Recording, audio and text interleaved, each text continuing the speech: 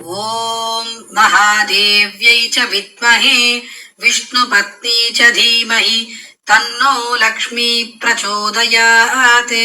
ॐ नमस्तेऽस्तु महामाये श्रीपीठे सुरपूजिते शङ्खचक्रगदाहस्ते महालक्ष्मी नमोऽस्तुते।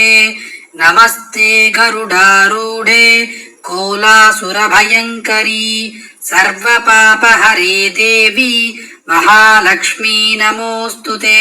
सर्वज्ञे सर्ववरदे सर्वदुष्टभयङ्करी सर्वदुःखहरे देवी महालक्ष्मी नमोऽस्तुते। सिद्धिबुद्धिप्रदे देवी भुक्तिमुक्तिप्रदायिनी मंत्रमूर्ते सदा देवी महालक्ष्मी नमोऽस्तुते। आद्यन्तरहिते देवी आदिशक्ति महेश्वरी योगज्ञे योगसम्भूते महालक्ष्मी नमोऽस्तुते। स्थूल सूक्ष्म महारौद्रे महाशक्ति महोदरे महापापहरे देवी महालक्ष्मी नमोऽस्तुते।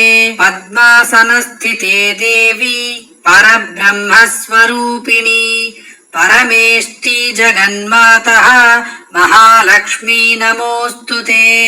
श्वेताम्बरधरे देवी नानालङ्कारभूषिते जगत्स्थिते जगन्मातः महालक्ष्मी नमोऽस्तुते। ॐ महादेव्यै च विद्महे विष्णुपत्नी च धीमहि तन्नो लक्ष्मी प्रचोदयात्।